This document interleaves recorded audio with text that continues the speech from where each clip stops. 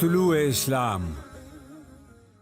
السلام علیکم۔ وعلیکم السلام۔ سر آپ اپنا نام بتائیے گا اور آپ کا تعلق کہاں سے؟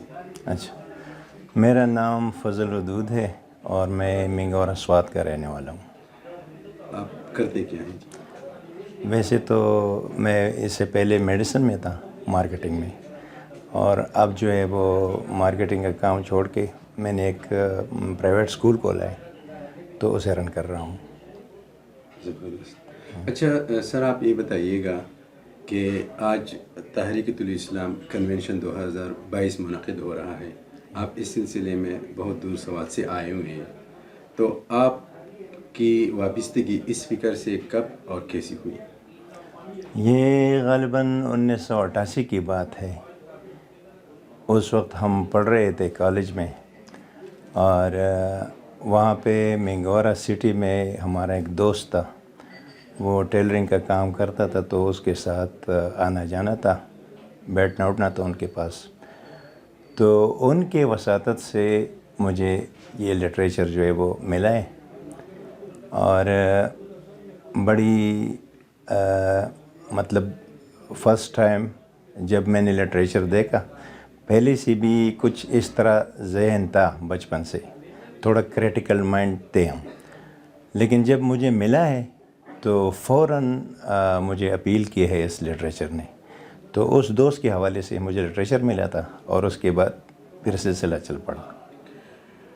جہاں تک مجھے معلوم ہے آپ کے والد صاحب دیوبند سے فارغ ہیں، اور آپ ایک مذہبی گھرانے میں پیدا ہوئے ہیں، تو ایک مذہبی گھرانے کا ایک سیدھا سادہ بچہ جو ان تمام مذہبی اعتقادات اور روایتی انداز کو چھوڑتا ہے اور اس فکر کو، قرآنی فکر کو اپناتا ہے، تو کیا آپ کو مشکل پیش نہیں آئی؟ مشکل تو بہت ساری پیش آتی ہے، کیونکہ جس سوسائٹی میں ہم رہتے ہیں تو یہ ایک ریلیجیس سوسائٹی ہے، اور اس میں اس طرح بات کرنا یا قرآن کی حقیقت کو جس انداز میں بیان کرنا، تو یہ اب بھی مطلب اتنا زمانہ گزر گیا ہے، اب بھی مطلب لوگوں کے لیے ایک حیران کن بات ہے۔ لیکن میرے والد صاحب جو تھے وہ دیوبند کے فارغ تھے، اور اعلیٰ پائے کے عالم تھے وہ، اور فی درجۃ الاولیٰ اس نے سند حاصل کی تھی دیوبند میں۔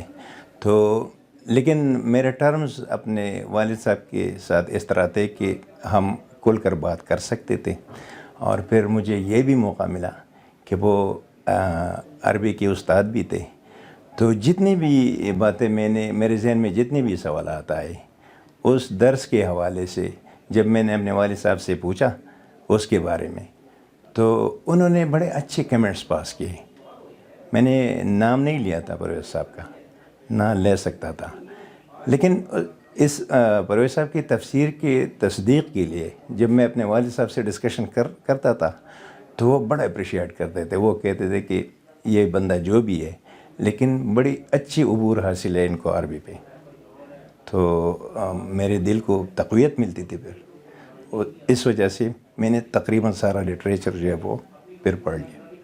اچھا، آپ مجھے یہ بتائیے گا کہ جب آپ کی ڈسکشن ہوتی تھی اپنے والد صاحب سے، لیکن پرویز صاحب کے خلاف ایسا پروپیگنڈا کیا گیا ہے کہ ان کو نہ سنا جائے نہ پڑھا جائے، تو کبھی جب آپ کی ان کے ساتھ ڈسکشن ہوتی تھی تو جب ان کو پتہ چلے یہ پرویز صاحب کی بات کر رہے تو ان کا ریئیکشن کیا تھا؟ وہ چونکہ روایتی اداروں سے فارغ تھے، جس طرح مذہب کے مدرسے ہوا کرتے ہیں، تو لازمی بات ہے وہ تحریک پاکستان کے حوالے سے وہ ان کو جانتے تھے اور اس کا نام بھی سنا تھا، اور تحریک پاکستان کے دوران بھی پرویز صاحب کا نام جو وہ مطلب ان کے مقابلے میں مد مقابل کے طور پر سامنے آئے تھے، اور اسپیشلی جب علماء دیوبند تھے تو ان کے اوپر پرویز صاحب نے مطلب بڑی باتیں کی تھی،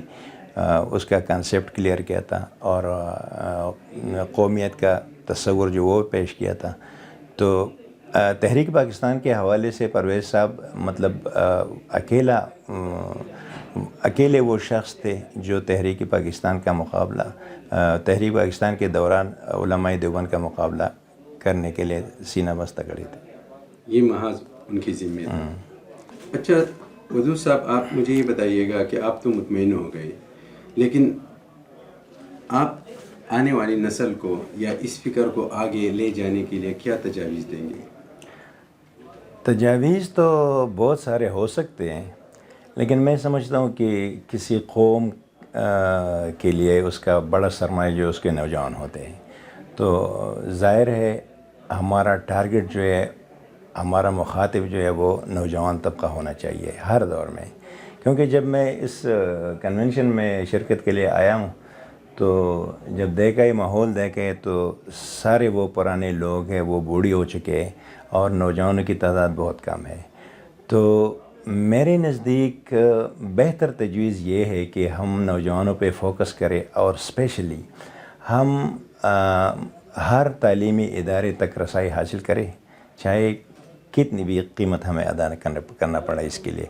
لیکن ہمارا ٹارگٹ اور فوکس جو ہے وہ نوجوان طبقے پہ ہونا چاہیے، اور ہر حالت میں ہمیں یہ میسیج جو ہے وہ نوجوان تک کنوے کرنا ہے، اور باقی ذمہ داری ان کی ہے کہ وہ آگے کیسے لے جاتے ہیں اسے. بہت شکریہ جی. Thank you.